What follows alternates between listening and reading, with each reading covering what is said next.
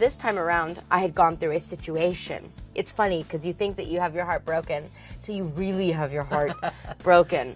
E.T. sat down with Elle King to talk about her new album, Shake the Spirit. Shame, shame, shame, shame. Never woman wants to blow. And surprised her with a special guest interviewer, her dad, Rob Schneider. Hi. How are you, gorgeous? Hi, handsome daddy. I love you. Nice to see you. Hey, that's my better side, so we're going to switch seats. What? I'm just kidding. So I have some questions for you. Do you feel with your second album now that you finally put the character of the Girl Scout cookie sales girl in Deuce Bigelow behind you? I feel like I'll never really quite get away from that role. Hi, would you like to buy some Girls of America cookies? Your first album, and now this is your second one. What was the difference between like that one and this one? There's a huge difference because I feel like I gained a lot of notoriety. I mean, I had a worldwide hit.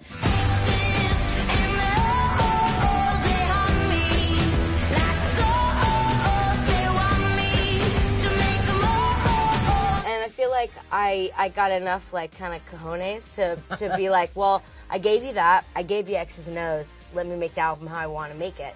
And they said, okay.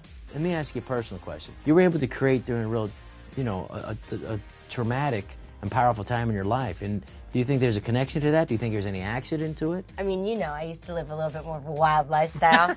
And I feel like I just like created a lot of really bad cycles for myself that just kind of continued throughout, my budding adulthood, I guess. But it was for creative chaos, or was it just something? Feel deeply. What was it? I think I just lived a really chaotic life. Now I'm making music in a sober state of mind. I didn't make the album in a sober state of mind, but that was still a very chaotic time. But I just don't want any chaos in my life anymore.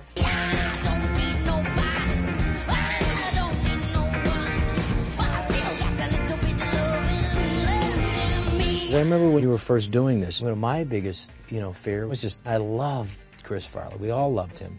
And he just was idolizing the wrong guy. I mean, John Belushi was brilliant, but he was gone at 32, and so was Chris.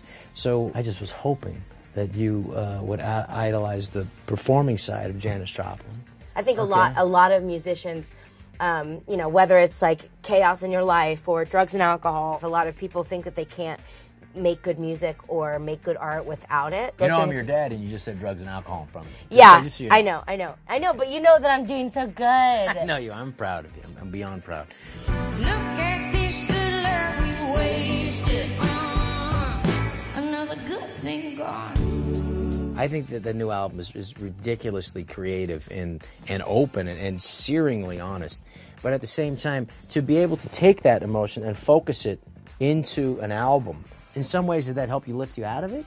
Yeah, it kept me going. Because I know how open you are on your Instagram. Some of it's hard for me to watch as your I know you cringe. Dad loves you. Do you feel like exposed? I know it's cringeworthy, and trust me, it makes not cringeworthy. No, but it is, and like I understand that. It's painful. But it has it's emotional. Is what I want to say. But at the same time, I know that there are people in the world that feel like I have felt in my lowest, in my darkest, in my loneliest time. And I have this platform, and if I can talk about mental health issues, if I can talk about my depression, if I can talk about things that I've gone through, then maybe it will make one person hearing it not feel alone. And last year, when I was really just at, some of my lowest points, I really had no one to turn to. And for some reason, I was just like, I'm just going to talk about this.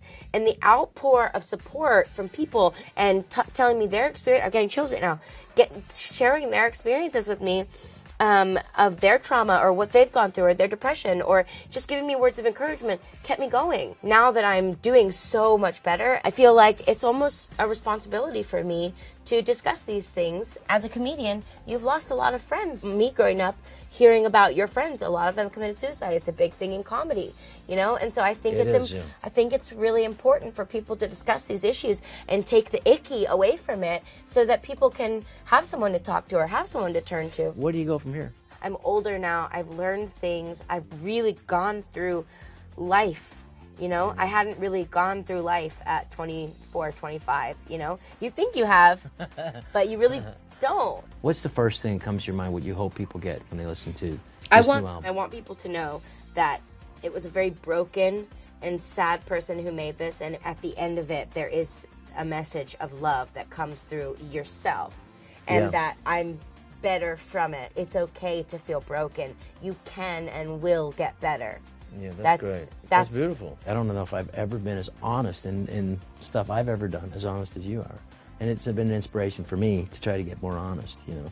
But I'm never going to open up myself as much as you do. I've made that That's okay. decision. Well, I love you. I love you too, Dad. This was a nice surprise. I'm proud of you, and I can't wait for the world to embrace it and love it like I do and like all your fans do, and for you to take it around and enjoy it and this healthier side that you've got to. I'm really proud, and I just, I love you, and I wish you the most success on your own terms for you, okay? Thank you, Daddy. I love Okay, you. I love you. Okay, we should start recording this.